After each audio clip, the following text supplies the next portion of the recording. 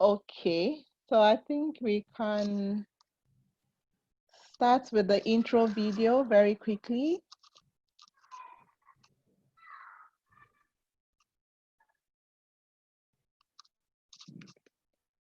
All right, so just like to play a very quick intro video, then we'll go ahead and start in a moment.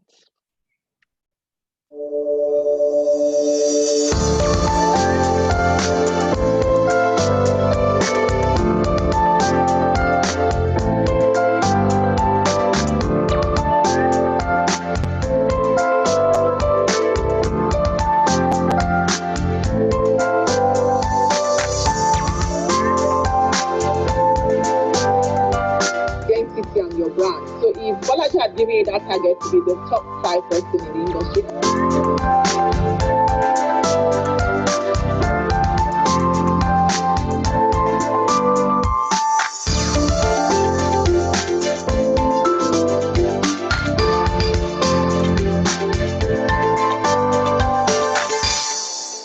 Awesome. Good afternoon, everyone. Thank you once again for making our time to join us this afternoon for another exciting, fun learning session. For us, this is a concept that uses storytelling, real life experiences, real life issues for learning. And that's all what we're going to be doing this afternoon. On this note, I want to humbly welcome every one of us to today's live series session with someone that is an amazing personality. It's someone that I've known for over 11, 12 years, Oga Usen, who is a privilege who we have as a privilege to be with us this afternoon. Thank you so much, Oga Usen. But before we start, I'm just gonna share a bit about the vision of my HR Storybook Live Series. Like we all know, storytelling is powerful. I remember growing up, most of the lessons that I had about life came from the concept of storytelling. I used to enjoy way back then when my mom or my uncles would tell us stories, and they would take lessons and principles, from those stories. And they sort of stuck in my subconscious growing up. And research has also shown that when you tell stories more often, people can relate, it's really authentic, and then people can take more lessons from storytelling. So today is just going to be storytelling and sharing. No PowerPoint, no presentation. We're going to be talking about real life career issues. And we have someone today who is going to take us through the journey of his career. And I believe one or two people will learn, key lessons, key success principles from him. He's someone that we admire so much in the industry. I look up to him. I hear him talk. I've seen him lead a lot of people, myself inclusive, and I just wonder, how can I be like Oga Use? I have my own unique identity, but he's emulated some level of exceptional leadership traits that you admire so much, and you just want to be like him, or if not more, be better than him. On that note, I'm going to be introducing our guest speaker in the house today, Usen Udoh. I call him Oga Usen. Oga Usen is an amazing personality. He's someone who has impacted so many people in their career journey, my inclusive as well. So Usen Udoh is currently the director of Dangote Academy, leading the effort to build a world-class leadership institute to fill the huge leadership demands of the aggressive group of the Dangote group. Prior to his role, he served for 6 years as the group chief HR officer, leading a team of BU HR leaders, providing direction for talent management, organizational design, learning and development. He's someone who has got a very robust career over the past over 23 years, and it's such an honor. He's got cross-industry experience, and his skills are spanned across HR management, corporate direction setting, organizational review, enterprise business transformation, complex project management, and a whole lot. Everyone, you can bear me witness that it's such an honor to have Usen with us this afternoon once again, just to come and share and talk and take us into his personal career journey. And it's an opportunity for us to ask questions as well. How has he done it? What has stood out for him? What can we learn, from his high moments and from his low moments? I believe we would have an amazing time today. So on that note, I would like to bring up Udoh now to share with us a summary of how his career has spanned over the last 23 years. And afterwards, then we'll ask questions, and he will be answering our questions live. Can I ask that we all be on mute, please? If you're not talking, let's be on mute. I might also have to go and mute people that their mics are on mute. So, Oga Usen, can we please have you? Thank you, sir. Okay. First of all, let me check. Can you hear me clearly?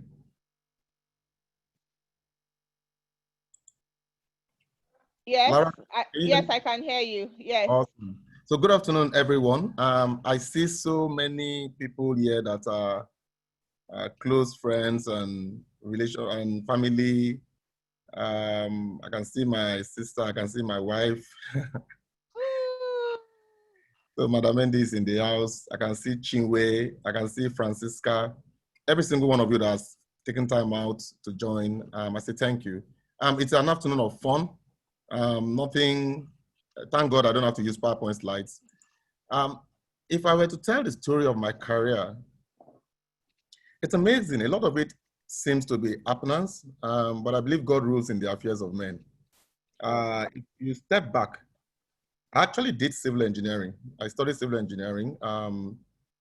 Because of certain circumstances around the family, I actually started practicing as a civil engineer in my year 3 in the university. By year 3 in university, I was already designing beams. I was doing bending schedules. I was already going to site and supervising construction. And many people might not know, but if you see the Union Bank building on Obakran, that wafer cantilever over the entrance of the Union Bank, I designed that and I built that. Wow. That was one of the early projects that I supervised, and that was before I even left school. So I loved civil engineering. I loved when you talk about hydroplaning. People were like, what is that? What is hydroplaning? But all of these principles are applicable in your kitchen. They're applicable in real life. Hydraulics is applicable in the kitchen. So I loved engineering because of how practical it was. And I didn't in my life believe I would do anything than civil engineering. Then I finished school. I went to the company where I was practicing, and obviously they took me to do NYC. Then they retained me because I was doing all of my IT there. They retained me after NYC. And then and this is, funny enough, Kunle Ajayi has not joined this, probably will join us later, but I did invite him into this meeting. One June morning, my friend Kunle Ajayi just drove to my house then. I was living at Ilaje Street, off Ilaje Street, somewhere called Ugugbamila, just off of Ilaje Street in Bariga. My friend drove in with his, I still remember, 504 station wagon, and said, oh, enter the car, we are going to write a test. I said, test, what test? He said, oh, there's one American company. They only hire the best people, and many people go there and they fail. So I want to carry all the best Ilorin people to go and write the exam. That's exactly how it happened. I actually didn't know anything about this company. I didn't have a clue what I was going to do. I just knew that there were 9 of my guys in the 504 station wagon going to VI. So of course, I quickly decked up all my suits and we went. I wore my jeans and we went to write the exam. We wrote the exam. They marked it right there, and then said only those who passed should come and do second level exam. We did the second level exam about 2-3 hours after, and then they marked the second level exam there, and then said we're going to have a third exam. This thing started in the morning. The time I'm describing to you now is already getting to like 4 for the third exam. I was starving, I was hungry, and I was like, Kule, what is all this about to the law? And by this time, they were weeding people out. So of the 9 of us that left home, I was the only one left still writing the exam. And I had to keep all the other 8. It was law school, the law school in VI. I was living in Bariga, so they weren't going to leave me. Anyway, we stayed back and I wrote the last exam. I passed and then finally got to my round 6. Everybody was so happy that at least one Ilorin person passed. Da, da, da, da, da, da, da. And I was like, what is all this one? Should be just a test. About 4 or 5 weeks later, they called for me to come and do my first interview. I went there. I still didn't know much about the company. I didn't know what they did. I went, they asked me questions, I answered them, we were gisting, I was having fun, and I left. Anyway, cut a long story short, this process went on for 6 months. And they were calling me literally every 6 weeks, every 8 weeks or so. And then by the 4th or 5th interview, I met a panel. In that panel, there were all kinds of nationalities in there. But there was a gentleman on the panel, by name Jonathan Okwaki. And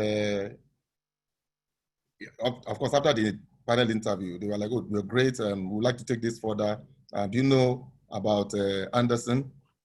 I'm like, yes, I've been going for interview here, but what do you know about us? I don't know much. And to be honest, this was me because I didn't know anything about the company and I wasn't so eager for the job. I was just going through the process. To be honest with you, I'm not quite sure that I want to join the company because I'm an engineer, I'm a civil engineer. I love what I'm doing. But I am impressed by the stories I've heard about your company, but I'm not sure that's what I want to do.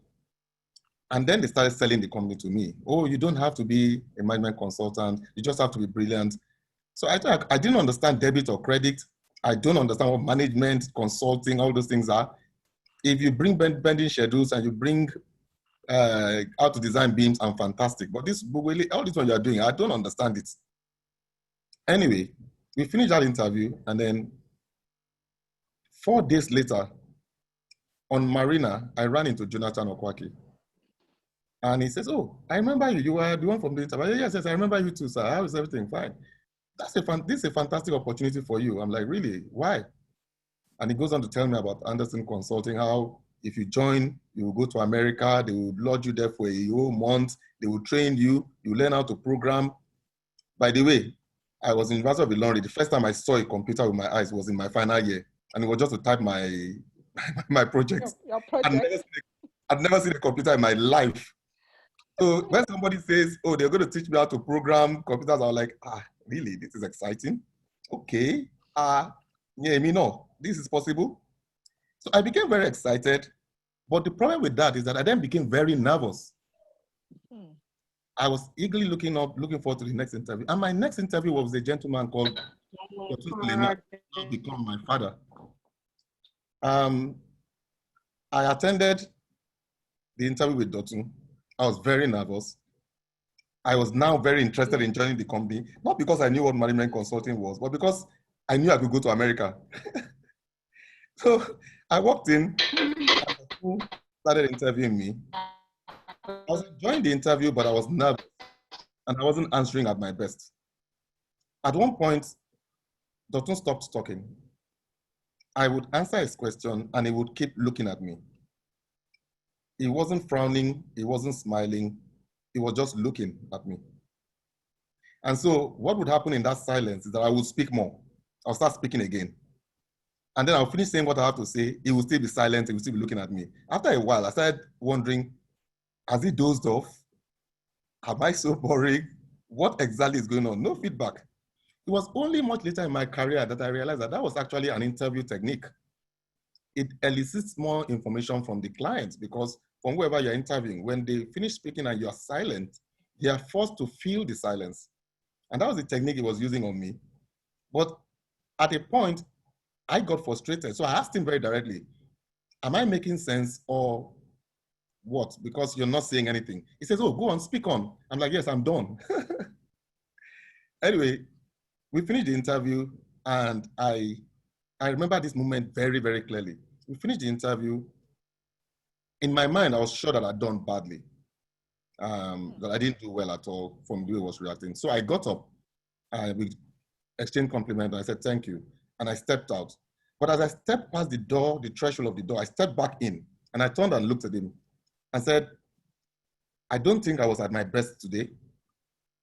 But I do guarantee you that if you give me this opportunity, you'll have a diamond on your hands. Those were my words. I still remember the statement very clearly. I know I wasn't at my best today, but I do assure you that if you give me this opportunity, you'll have a diamond on your hands. And he looked up at me and said, you'll hear from us. And I stepped away. 3 weeks later, I got a letter. They'd given me employment. As I saw the salary they were offering me, it was scary. It was 6 times what I was earning as an engineer. So it was a no-brainer. I went up to my boss and I said I was resigning. He was very upset. He was very, very angry. And it so happened that he knew Dr. Suleiman. They apparently were neighbors in the Dita Street in Surrey. So he picked up the phone and he calls Dotun. And he says, Dotun, look, these are our best engineers. You're taking our engineers away into why are this? He was arguing with Dotun not to take me, that he should let me stay because he believed I had a very bright future in engineering and that we needed engineers in the country. But Dotun had to explain to him that, look, we also need the best brains to be at the forefront of crafting solutions for the country. So I'm sorry, but I'm going to have to decline. I would be retaining Usen. And that basically is how my career started. Of course, when I joined, I didn't have a clue. I would sit in meetings, the first 3 weeks in Anderson, I would sit in meetings and these guys are speaking and they're speaking English, but it's like Greek. Greek. I didn't understand what they were saying. I didn't understand the expressions, the abbreviations. I would just sit there. I would come to work in the morning. I sit down. Through an entire day, conversations are flying over my head. I didn't have a clue what was being said. We were using a software then to do PowerPoint slides, what we call PowerPoint now. It used to be Harvard Graphics. Harvard Graphics was, a slide is a file. Every slide you create is one file. You save it, exit, open a fresh file, and then start. That's how Harvard Graphics works. Excel was Lotus 123. And all of these things, I had never seen them before. And these were guys, young people go out from school, you see hands flying on the keyboard. I'm like, Father Lord, where did they learn all this? And guess what? I also didn't have a passport. I was told then that I had to have a passport. I should prepare to leave the country within 4 weeks, and I was going to learn how to program a computer. Remember, this is a guy that just saw a computer barely 12 months before. And I was now being told I was going to go and program computers. And I was like, okay, take me by me. I'm in this already. There's no backtracking. But why am I telling you this? And why do I go into this level of detail? Because what I've found is that in life, you will never be ready for the opportunities that will come at you. But you always have all the resources in you already to harness any opportunity that comes your way. All you need is tenacity, you need grit. Stay in there and keep fighting it, keep learning. You don't learn in big buckets a day, you learn in small trickles. But if you stay in there and you persist with it, so long as you're persisting, you are guaranteed to win. I said guaranteed. You are absolutely guaranteed to win, so long as you stick in there. So the real major skill that I had going into that thing was just tenacity, nothing else. I didn't know anything about management. I didn't know anything about computer. I didn't know about programming. I didn't have a passport to go to the US. I've never been to the US in my life. But in fact, I actually never traveled out of the country. But within 4 weeks, I did go to St. Charles.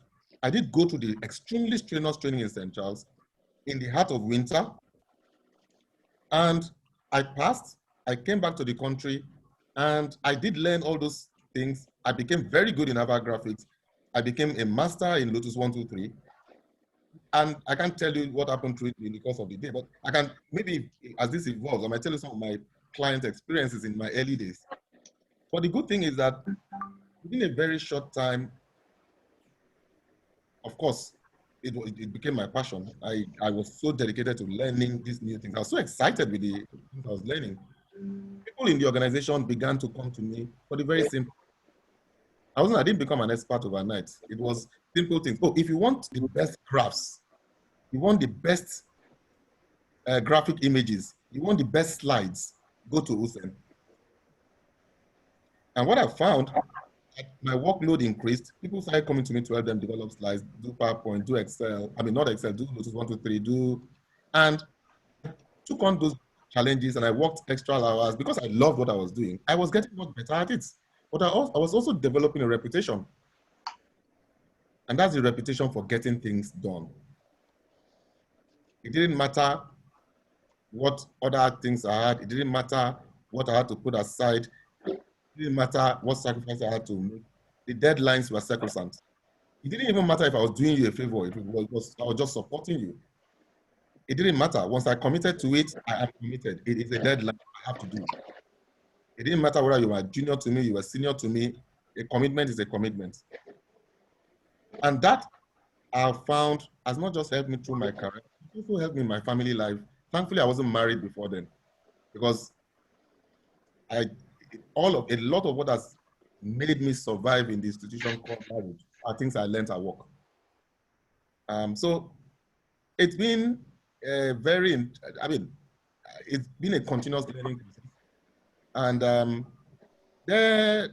I have to fast forward because I can't tell you every single single story. I'd love to tell you the more exciting things, but bottom line, when I joined Anderson, I didn't realize, or I didn't plan to spend 22 years or 23 years there about it. Every single project was a job. So I wasn't really 23 years in one job. I was 23 years in almost say 23 or more than 23 different jobs because you're working, every single client was a job. Different culture, different experiences, different problems, different business problems to solve, different skills to learn and solve the client problem. And as you're finishing that, it was literally like resigning from the job and starting the next job because you're moving physically into a different environment, physically into a different office, physically into a different culture. And you had to learn, adapt very quickly, deliver very quickly at speed and exit. And that became my life for 22 years.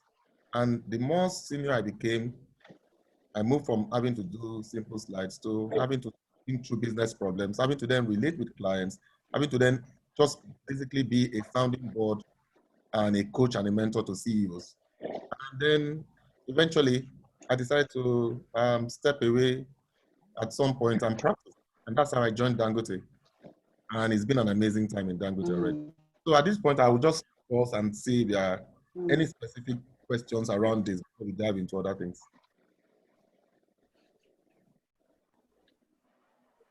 Wow, thank you so much. You took us down the memory lane. And of course, you also exposed a bit of history as well to us. I mean, listening to your story and when you mentioned the fact that you're an engineer and you saw an opportunity to take up another career that's not in line about it, but rather you believed in yourself and you went for it. I found that really profound because a lot of times it starts with us believing in our abilities, believing in the fact that, okay, I might not be qualified for this, but I trust and I believe myself that I have the potential, right, to go for it and yet put out your best foot forward. I think that was really, really profound. Thank you so much.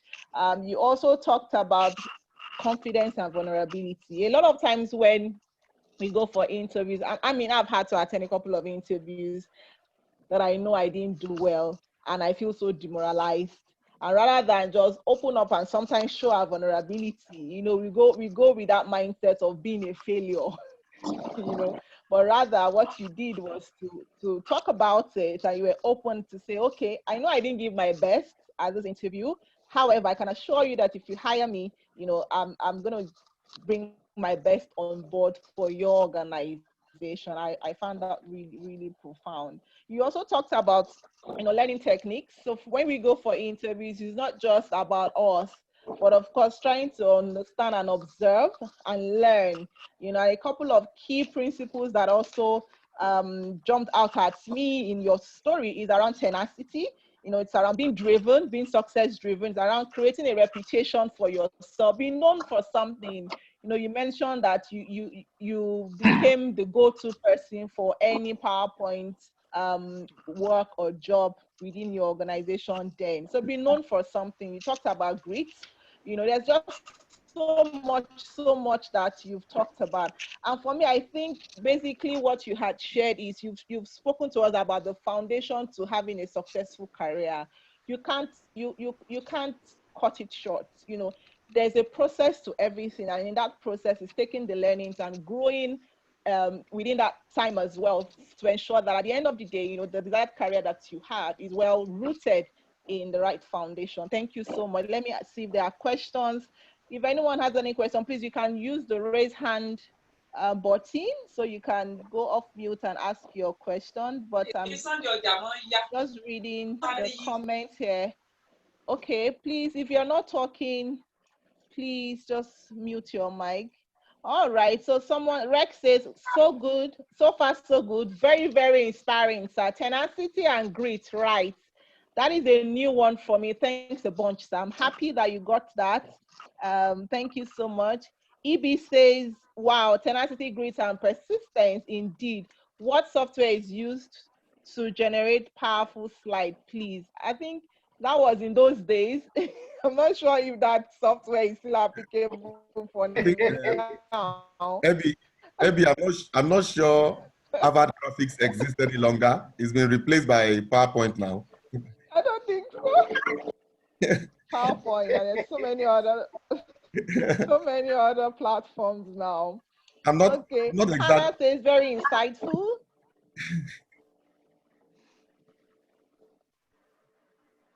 Okay, so Hannah says very insightful.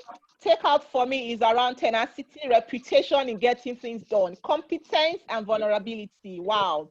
Thank you so much.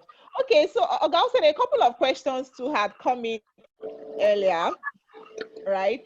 And it's around how were you able to make a career switch? Now, having heard about switching from engineering, right, to management consulting, and from management consulting into HR, you know, it would be nice to hear from you. How were you able to make those switch? Because I understand that from earlier days while you were switching from engineering to management consulting, you didn't have any experience, but you were hopeful, yes. But now, having grown in your career in management consulting, you've taken the same direction of switching. Please, can we mute our mics, please? You've taken the same decision to switch again, but now on an experienced level. We would like to hear from you how you made.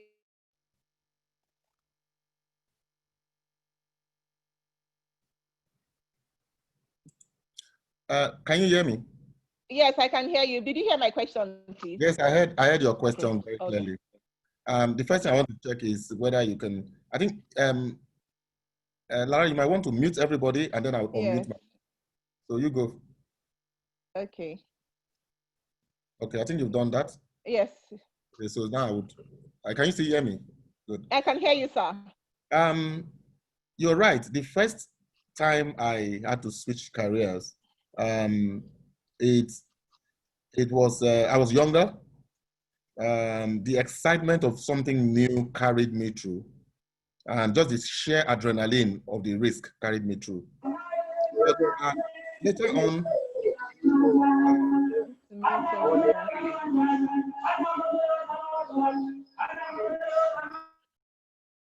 sorry, I had to mute everyone. Okay, yeah, that's better. So the sheer excitement of the switch and the new career carried me through. But the second time that I had to switch career, it wasn't totally new, I have to admit, because my job in Anderson then was I was also in charge of what was called management consulting. Under management consulting was the area of what is traditionally called HR, where we were doing HR consulting for businesses. So all that aspect was under my learning. So I was responsible for going to clients, thinking through their HR issues, relating with their HR directors, crafting solutions that we can solve, and solving those solutions. I mean, bringing those solutions to bear. So for me, the switch, if you call it a switch, was more of taking the consulting element of my work and then trying to practice those. Now, there's a slight difference between practice and consulting. Not even slight, it's a significant difference. When you're in consulting, You are required to generate the solutions to a problem within a time-bound, very short time-bound period. You're constrained by time because a project has a finite start and end date. And within that time frame, you must find the solution. You must sell it to the client. And in some cases, you have to implement them within that time frame. When you're in practice, okay, you're not under that kind of time pressure. You're more concerned about quality, the quality of the execution. So it's a different kind of pressure. So that transition, that switch in brain, switch in thinking was what I needed to work on.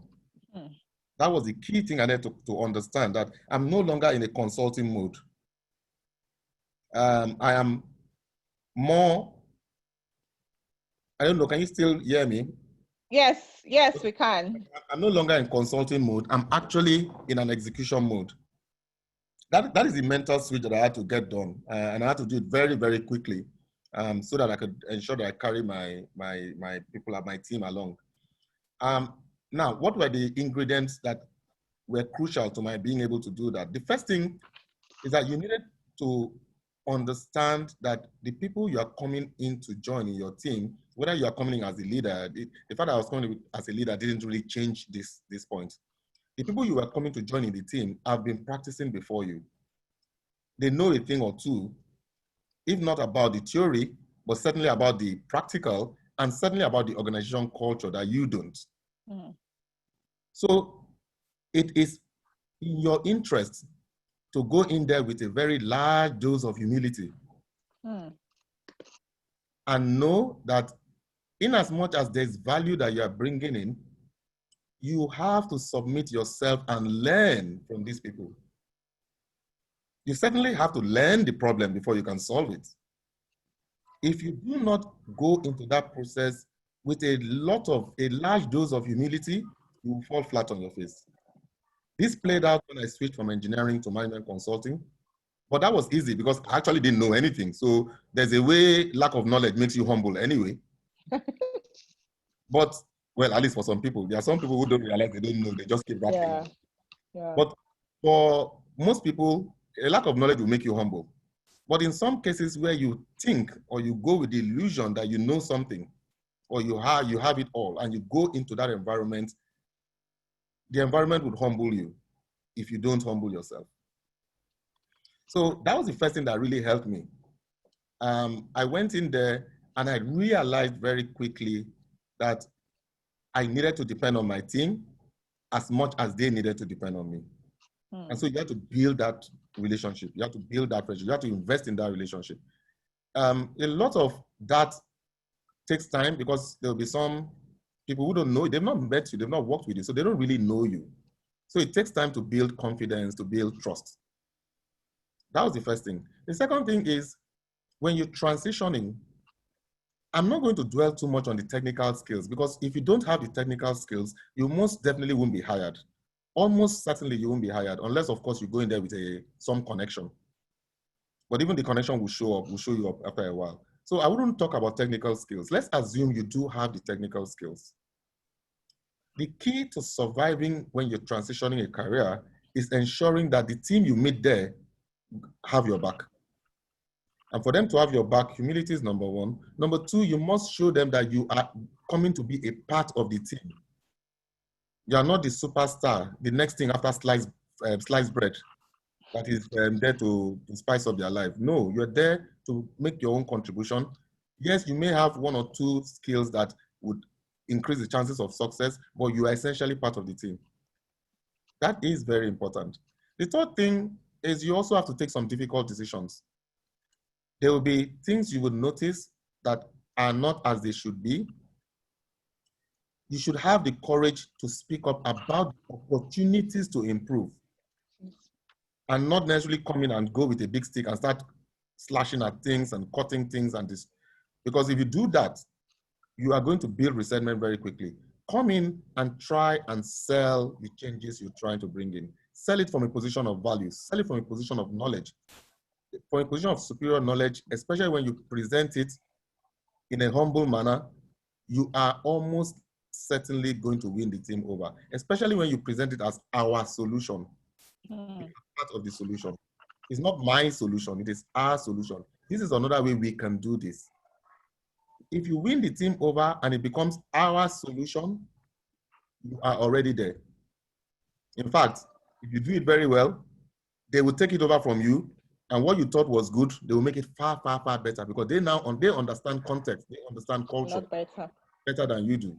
So they can take the solution you are proposing and they can make it significantly better than you could have, because they have context and they have cultural understanding of the place and they know where to get things done. The next thing I'll speak to before I then yield, because I have to tell this story, but I have to also let people get the opportunity to react and respond and come back to us. The next thing I want you to realize is that when you go into an organization and you are trying to sell a change,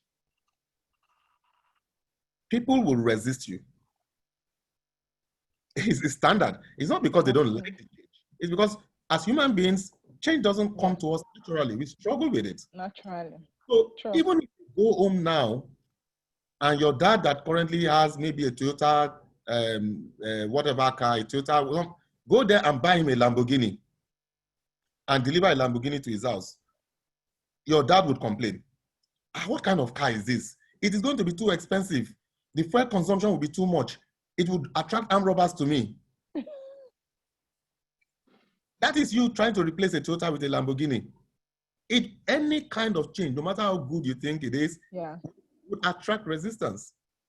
Well, you know the funny thing, Lara? The best people to break resistance in an organization are the people who are already in the organization, who have relationships beyond the problem with these people. So when they go and they sit down and they talk about family, they talk about the wife, they talk about the children, they talk about the Ikomo they just did, they talk about the burial ceremony they just attended, and then they then transition to, oh, we are trying to do so, and we need your help. In fact, you are the one that is going to make it successful. They will sell the change effort far better than you can. Because when you walk in, the first thing they see is, Oga consultant, the one they just hired. They say you are the magician. The moment you walk in, all the resistance goes up until they trust you. But if you work with your team and you depend on your team and your team goes in there, they understand what you're trying to, and they try to sell it, they will sell it far better than you can. And when you recruit people into your change drive, that change drive is already 90% successful. Even if the solution you proposed was wrong, when you recruit people into a change drive, they will turn your wrong solution into a right solution.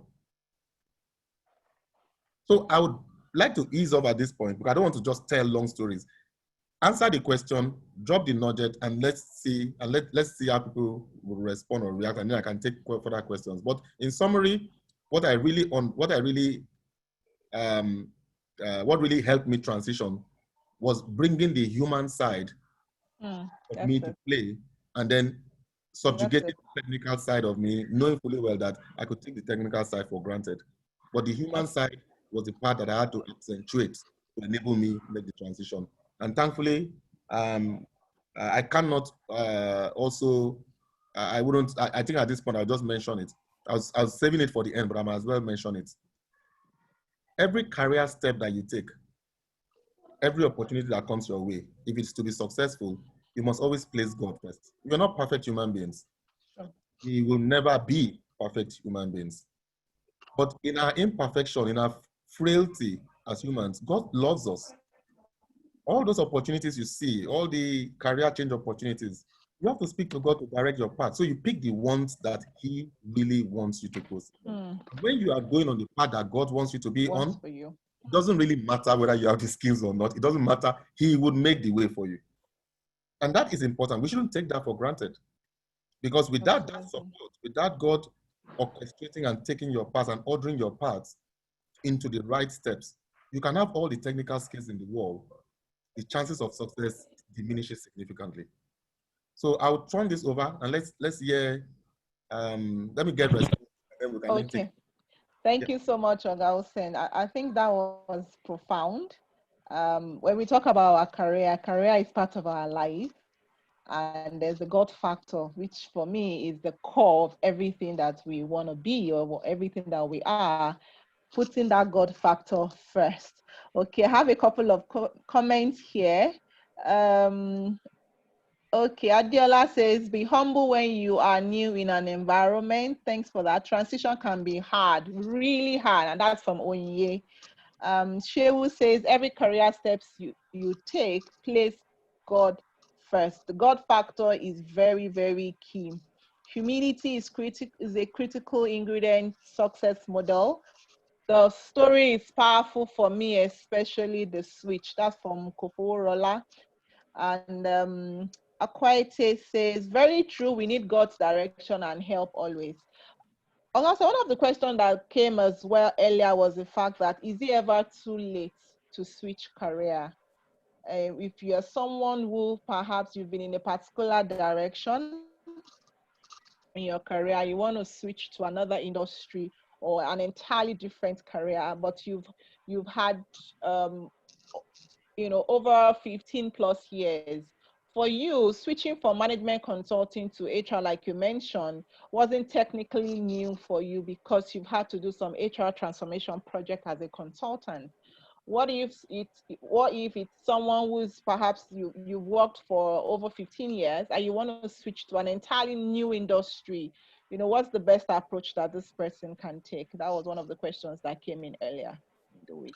Okay, I would answer that question in a broad manner because it's important for me to set this context.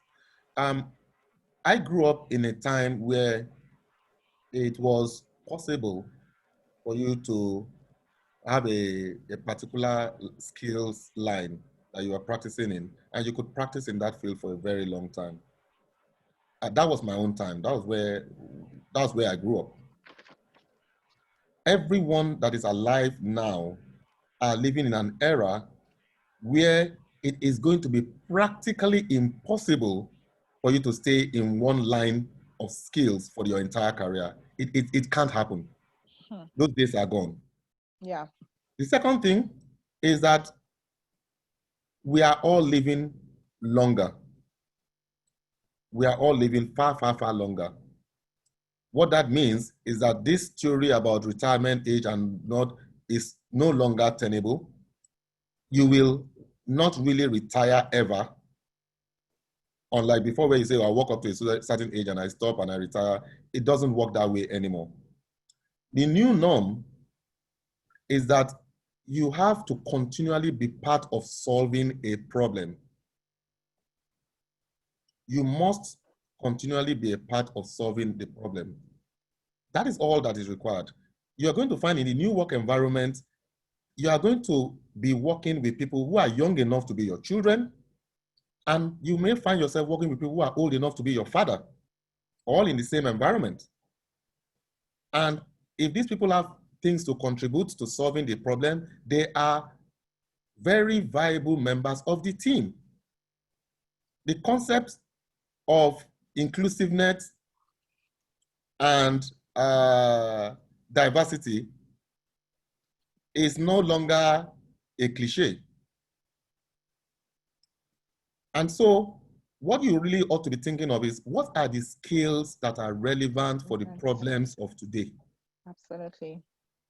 That's what you should be focusing your mind on, not which line of business am I in.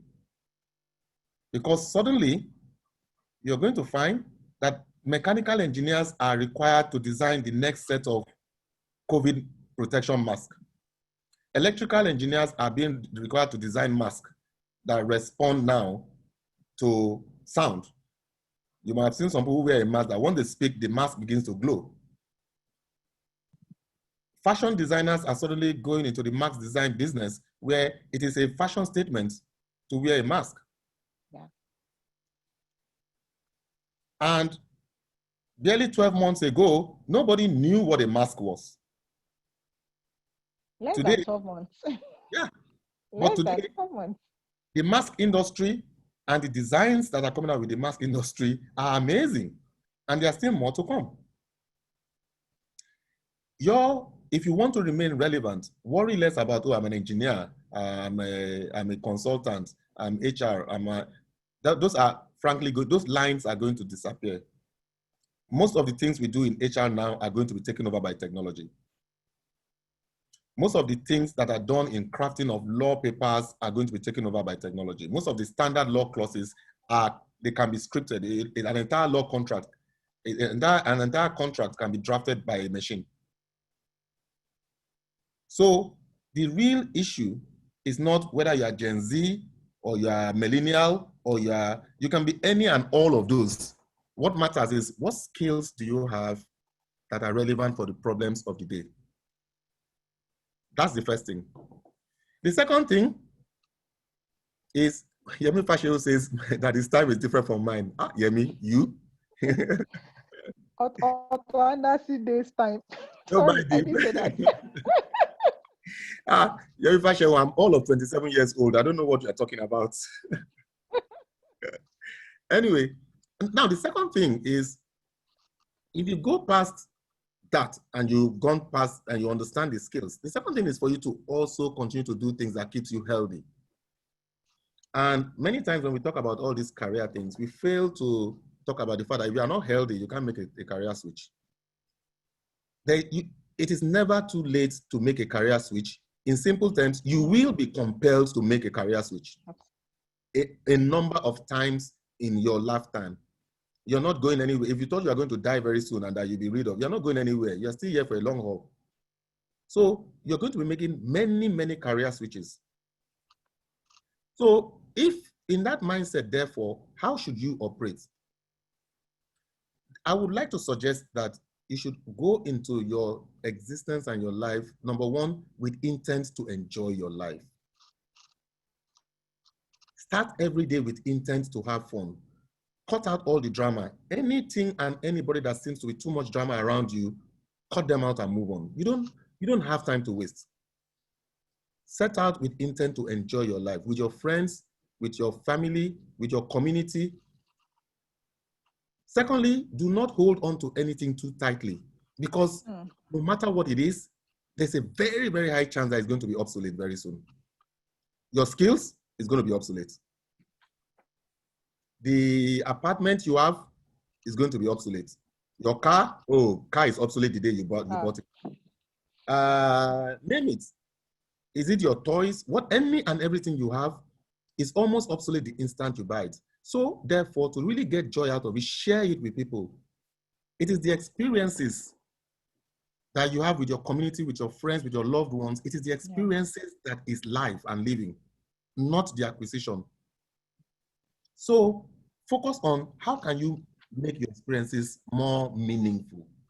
And I suggest to you that the way you make it more meaningful is when you impact others. When you put yourself out there to do things for others, to make other people be the best they can be. If all of us went out with intent to impact others and make people come up to their best, we will all benefit. In fact, there's a very popular saying that if all of us clean the front of our streets, the whole street will be clean. Absolutely. So if you focus on that and worry less about what can I do, what can I get, how can I be? No. Focus on what are the problems there and how can you contribute to solving those problems. People will teach you new skills. People will teach you absolutely new skills. And then you would find that you are more relevant. Then last point, please take time to take care of yourself. Like I said, you're not going to die anytime soon. Find time to take care of yourself. Do the things you enjoy: yoga, sports, football, dancing, family time, joke, TVs, movies. Find time to live. Because none of us is going to get out of this place alive, guys. So you've got to find time to really, really live. I hope that has answered the question. You will always transition careers. You are still going to be transitioning. Yeah. I suspect that well into your twilight years, you are still going to be transitioning careers. It's the new normal. The old regime has completely gone. We can't go back to that. Thank you so much, Oga. So what I hear you say is transitioning career is going to hinge on us learning continually. Learning, relearning, and unlearning as well. Thank you so much. I have a question here from Shehu. Shehu is asking, how can one move from HR to management consulting? What skill sets are required? Okay, that's fairly, goes back more to tech. Apart from the behavioral things that we've spoken about today, obviously that it works in both directions. The difference is that when you go into consulting, you have to remember to switch mentally. While in the industry, you have time, you have the luxury of time to come up with a solution, to fine tune it, to sell it and all that. In consulting, you will always be time bound. Consulting projects have they are time bound. They have a start and an end date. So you have to bear that in mind when you make that transition. While I was in consulting, I did have the opportunity of managing a lot of very, very smart people that transitioned from industry to consulting. And what I found they struggled with was more around the consulting culture, not so much their technical skills. So their inability to fit was more around things like deadlines and sticking to the deadlines. Things around how you behave around a client, not being laissez-faire with your relationship with the client. Things around how you go to quality very quickly. You cannot have analysis paralysis as a consultant. You don't need to have all the facts to take a decision. You just need enough, and then use your intuition and your gut and your understanding of the industry to take a decision. In practice, you have the luxury of wanting to fine-tune your finding. In consulting, you don't have that luxury. So analysis paralysis is something that would definitely wreck your career if you're moving from industry to consulting. So it's understanding that the mindset of a consultant is hinged primarily on the fact that you have to get to solution quickly and you have to implement and deliver value quickly. You are time bound. Yeah. That is the main skills. But I assume your technical skills would be well tested at the interview period. And if you have gaps in the technical skills and the company likes what they see, they can fill those gaps easily. Technical skills are very easy to fill. It's easy to bring people up to speed very quickly on technical skills. Is the managerial skills, the people skills that are a little more difficult to teach. So I would say those are the key things you need to do if you're making transition. And yes, Yemi, I agree with you. Quick thinking, cognitive flexibility, I agree with you. So if you're moving from industry to consulting, those are things you want to bear in mind. Okay. Thank you so much. I have another question here very quickly from Chinwe. Sir, please, where do you see culture and structure in organizational design in terms of their impact to the business? That's the question we have from Chinwe. That is a crucial, very crucial question. An organization structurally, or two organizations structurally can look exactly the same. Two organizations structurally on paper can look exactly the same. But once you walk through the door, you can spot the difference very easily. So the structural drawing of how an organization is arranged does not tell you half of the story of what really is the organization. The culture in an organization is the true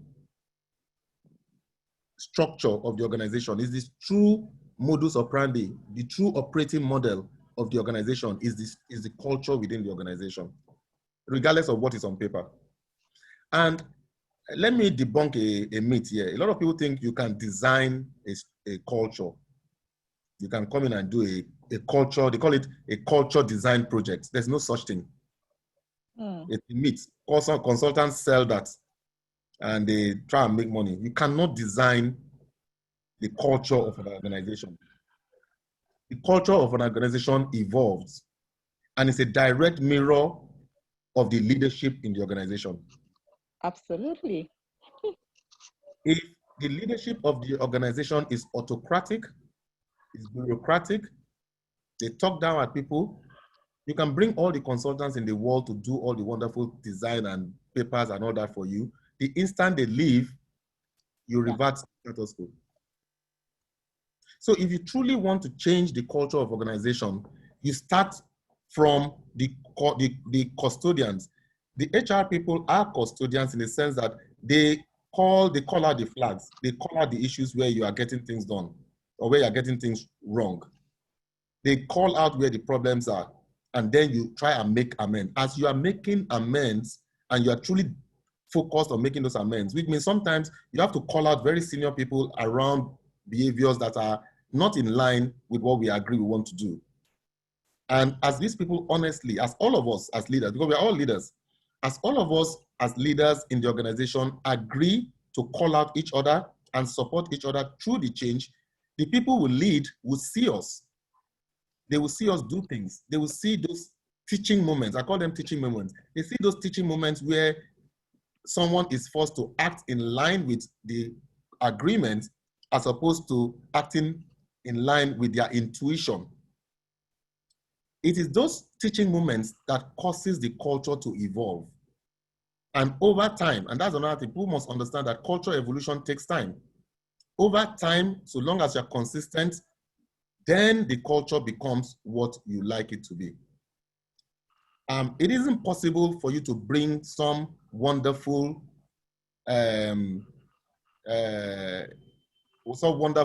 nice speaking, grammar speaking people into your organization and tell them, I put you people here for 6 months and I want you to evolve for me a new culture. It can never happen. No external person can come and develop a culture for you. It can't happen, no matter how many Harvard degrees they have. So I don't know if I've answered that question, Lara. Yes, you have. You have. Yes. Yemi Fashion actually wrote a retweet here that culture cannot be designed by an outsider. It's the way that the leaders lead within the organization. Thank you so much. That was spot on. So very quickly, I'm going to take 2 questions at the same time here. I have one question from Mata. Mata says, hello, Usen, in your opinion, what are the top 5 skills an HR person needs to remain relevant in their space? While Stella is asking, how do you handle jealousy, gang up, and unhealthy rivalry in the workplace? If you can take those 2 questions quickly, sir. Okay, let me take the skills one. When someone says the 5 top skills, it's not possible for me to list the top skills. I can list the ones that readily come to mind, and I hope that those are top of mind for me. I hope that it would answer your question. The first one for me is you must understand the business. To truly be a successful HR person, the first skill you need is a sound understanding of the business. Business acumen. What is the value chain that this business deploys to make money? It's absolutely important. If you do not understand the value chain and how the company makes money, you will not have a seat at the executive table. So business acumen is number 1. Number 2, you must understand how HR contributes to that value chain, which is the people factor in the value chain. How does HR deliver an employee value proposition that enables our employees take their minds off administrivia and concentrate on creating value? That is your job as a HR person, is to deliver the EVP that makes people forget that you exist. The moment people in the organization can function seamlessly without needing to know that you exist, then you are successful.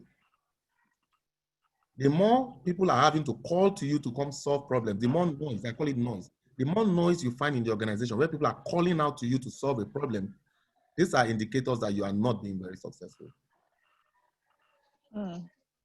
Therefore, the second thing is making sure that you can deliver an EVP that causes people to focus on creating business value and less on administrivia.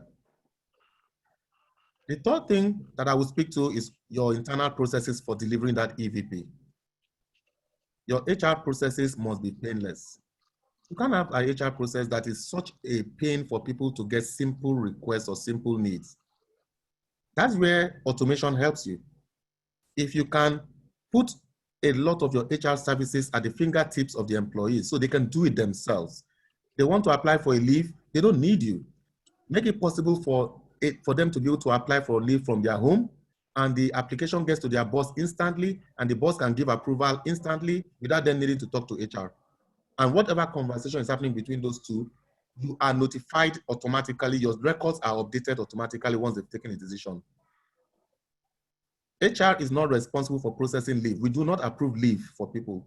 It is the line that approves leave. So make sure that your processes are painless for the people you serve, which is the people in the organization. The fourth one for me is, I've talked about you understanding the business. You must grow your own people, your own HR people. You must make sure that you are grooming your people as the next set of leaders. You must give them opportunity to grow. You must give them opportunity to learn. And you must give them opportunity to deliver exceptional service so they can grow their own career. And then the last of all, I would say, remember what your job is as an HR person, is to support the organization to create value. Therefore, if there's one major thing that is your deliverable, is to make sure that the business remains a going concern.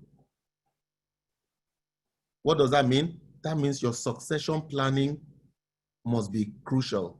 At every level in the organization, it must be very clear who the next 2-3 people are, how many months to ready they are, and what you need to do to get them ready. Your primary job as a HR person that you're serving the business is to ensure that that pipeline of leadership that will keep the business a going concern is constantly nourished and is constantly rich. So whether people resign and leave, or people get old and retire, or God forbid they pass on, the organization remains a going concern. That should be what keeps you awake as a HR officer. And you should put in the processes, get the support from your management to ensure that that pipeline is rich through training of people, lining them up, making sure that performance feedback is done very well, making sure that you take the feedback from that performance to improve the people and grow them. That is crucial. And that ties right back to the first point I made. You must understand the business. You must understand the business. Because if you understand the business, then it's clear for you to see how you need to create that pipeline of next leaders. Those are the top 5. And I hope I've answered the question. Now, the second one, how do you handle all these negative things that happen in organizations? Jealousy. The truth of the matter is, it is life. It happens in families. It happens in any gathering of people. Anytime you have a gathering of people, those negative things will tend to show up. Now, I have a peculiar way of dealing with things like this. The first one is, I know that the moment you expose something and you bring something into the open, you make it possible for people to not hide anymore. If you're an HR officer and you enjoy people coming to you to gossip to you, okay, you are part of the problem. If somebody comes to you and says somebody did so, give them a seat. Thank you. Thank you for bringing this up with HR. We would like to deal with this. Give them a seat. If the person is senior enough, call the other person into the room and deal with the issue right there, face to face. If the person is not senior enough and is worried, yes, give them anonymity, but make sure that they can substantiate what they're saying. Anonymity doesn't mean you can just slander people. That's the second thing.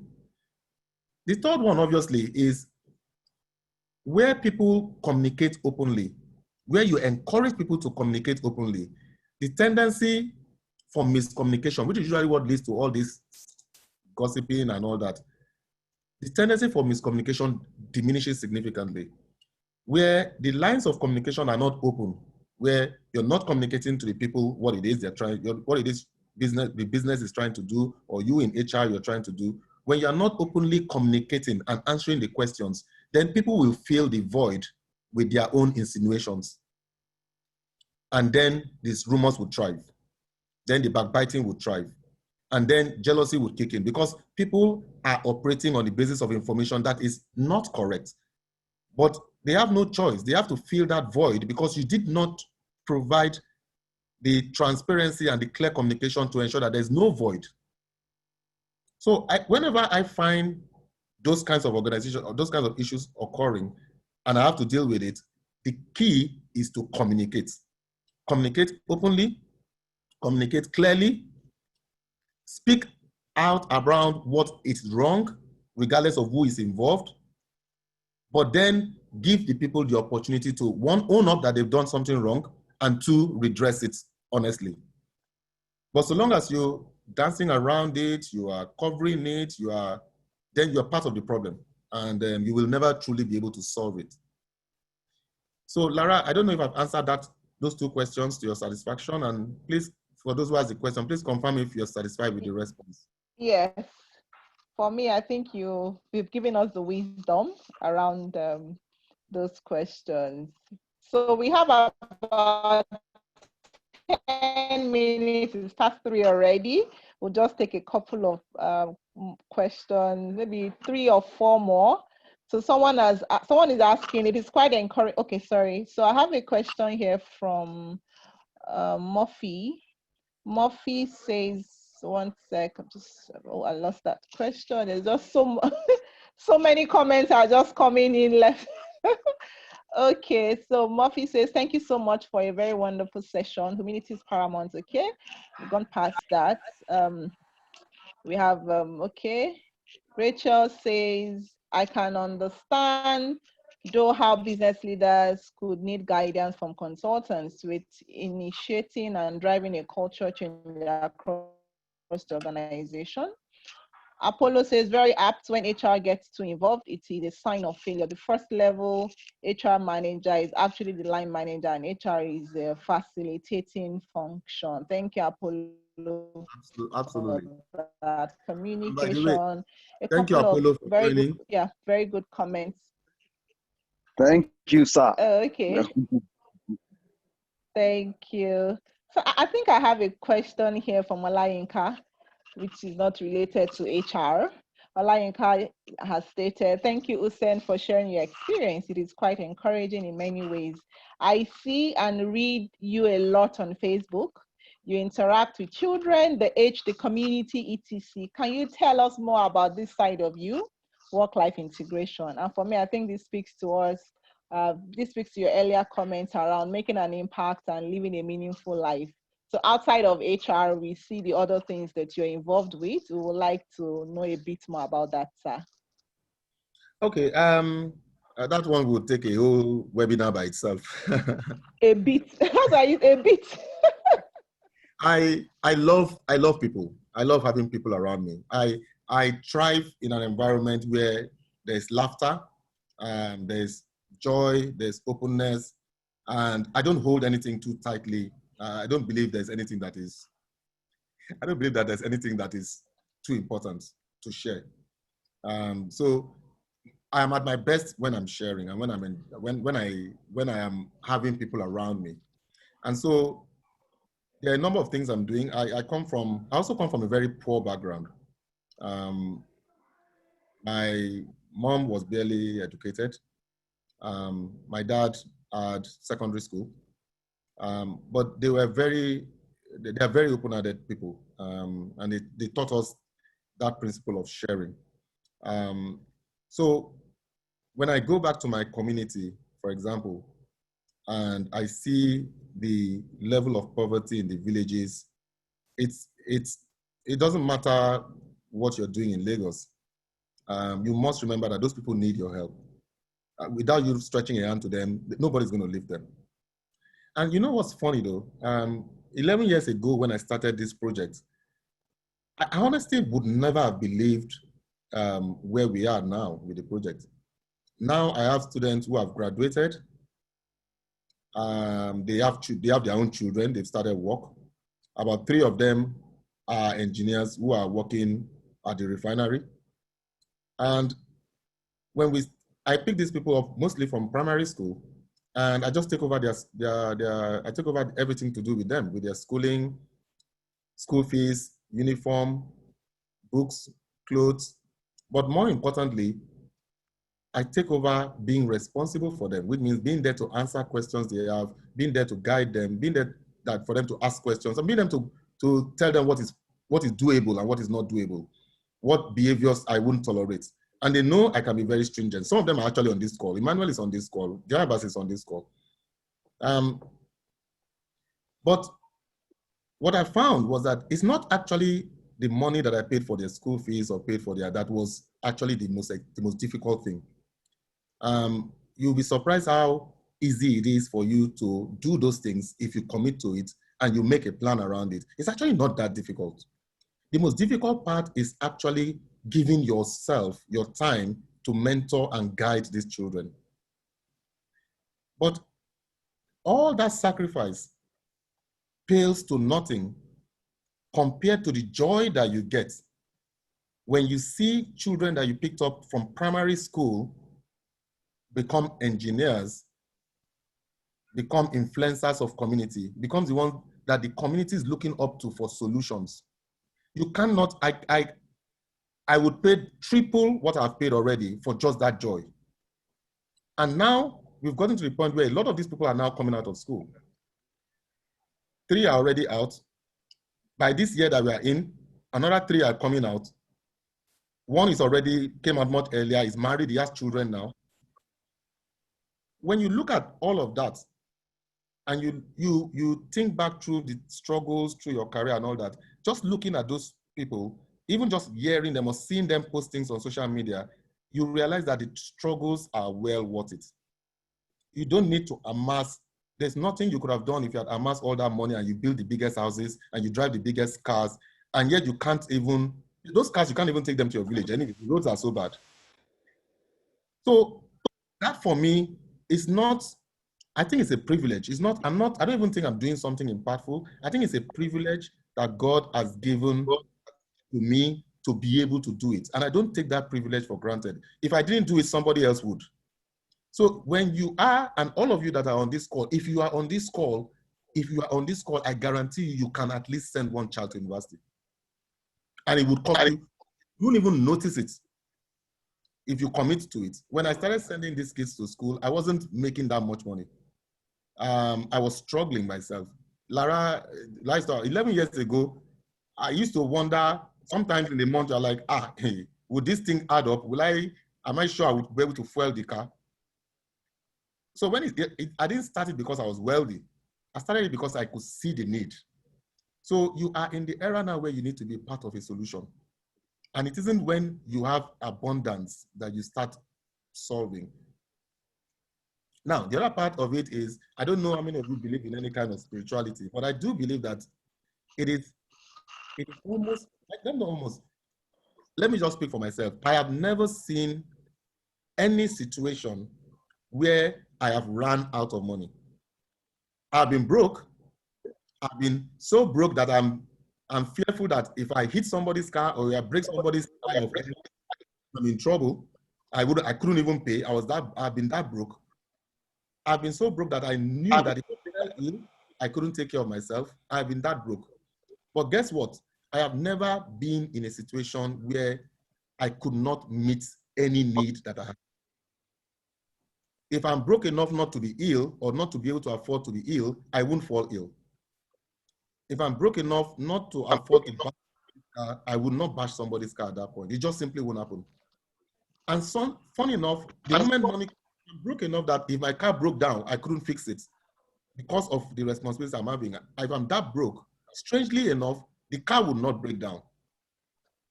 But the moment the cash flow comes in and I have the money, suddenly all of those things just come in. Oh, the car then breaks down and I'm able to fix it. The tire goes bust and I'm able to buy a brand new tire. The battery goes dead, I'm able to buy a new battery. Just barely 1 week after. If that had happened 1 week before, I would not have been able to do it. Now, you can say it's coincidence. But guys, I'm over 50 years old. A coincidence that has been persistent for over 50 years is no longer a coincidence. Something is at play. Something is definitely at play. So now, I'm not asking you to copy my story or to do what I've done, but I'm telling you that this is what has worked for me. And so so in summary, having people around me, having people share in what I've been blessed with, it's a privilege. It's a privilege I don't take for granted. When people come to visit me, when people share in my assets, when people benefit from what I'm able to put before them, I am happy. I am satisfied. People are willing to oblige and spend their time and come and take from me. They could take from anybody else. So I don't know if that helps, but that is what drives me. That's how I operate. That's what makes me tick. That's what gives me pleasure outside of work. Wow. We wanted to hear your story, Oga Usen, but you have given us deep secrets of success principles, things that have helped you grow over the years. And thank you so much. I consider that really, really personal. I consider it very authentic and full of wisdom. All I can just say is thank you so much for opening up yourself.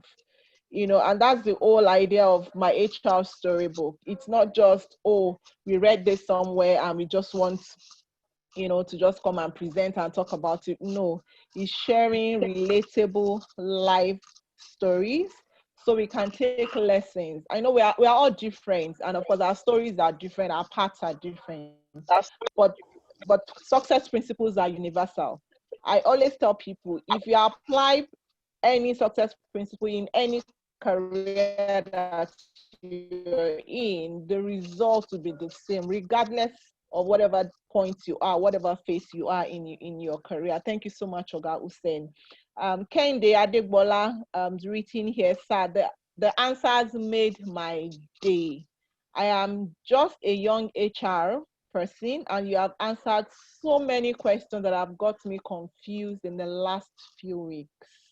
Thank you so much, sir. So this is from Kende Adegbola, and there's so many comments in the chat box of people who are just appreciating and just thanking you, Usen, for your time, thanking everyone. Great story, great source of inspiration. It's been amazing. It's been an amazing 1 hour, 17 minutes. On this note, I'm so sorry we cannot take any further questions. We've exceeded our time slot.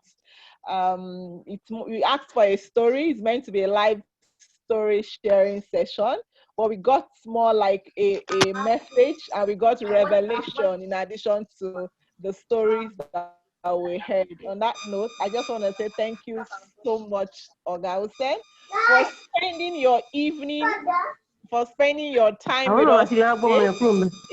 Please, can we be on mute? Can we just mute our mics? We are just about to wrap up this book. Thank you, thank you, thank you so much. I'm grateful. Thanks everyone who joined this session. Please, can we mute our mics, please? Please, we're wrapping up in a few seconds, okay? So if you want to reach out to Usen Udoh, yes, please check the chat box for his details. And for my HR storybook, so like we've all listened to Usen's story and we've learned a lot of things from his story. I have a book, my HR storybook, that I've chronicled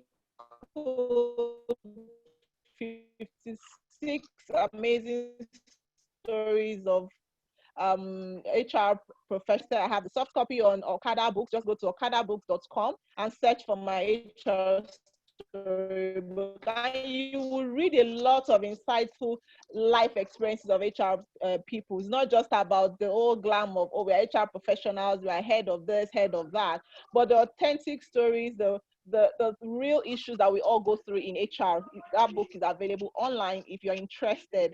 On that note, I want to say thank you to everyone for making our time. Thank you, Oga Usen, for spending your evening with us. For me, it's another time of refreshment. It's another time of revelation. It's another time of reflection as well. So go back and rethink as well, where am I headed to? And a lot of principles I've taken from today, I would also go back and look at how I can apply it to my life. And I'm hoping a lot of other people too will do the same. So thank you so much. Yes, you can get the recording. I'm going to be posting the recording to everyone who registered, or you can reach out to me and I will share it with you if you did not register for this session. Thank you once again. Augustine, I can't thank you enough. Thank you. It would be nice for us to go off our mute and let's just say thank you. What did you say? I was saying, Lara, when it concerns you, you know all you have to do is Thank ask. you. Thank you. Thank you. Guys, can we just go off our mic? Thank you, sir. We really appreciate appreciate. Thank you. Thank you, Mr. You've done Ose. wonderfully well. Thank you. Thank God you. bless Thank you, you. sir. Thank you. May the Lord expand your Thank you for cause. being An a amazing blessing. session. you, guys. Thank You should you. live long to enjoy the fruit of your labor. Amen. Amen. Amen. Bye. Thanks, everyone. Bye. Michael, my neighbor, I can see you. Thank you. Thanks, everyone. Thanks, everyone. Thank you, everyone. Enjoy the rest of Thank your you, evening. sir. Thank you, ma. Stay safe. Thank you. Thank you. Thank you, sir. Thank you, sir. Thank you, God ma'am. bless you, Thank you sir. so much, sir. God bless you, sir. Thank you, guys. Thank you, sir. Thank Thank you so you. much, sir. Yeah, appreciate it, sir.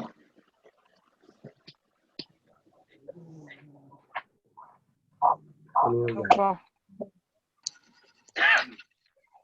Very insightful, man. Wow. This weekend.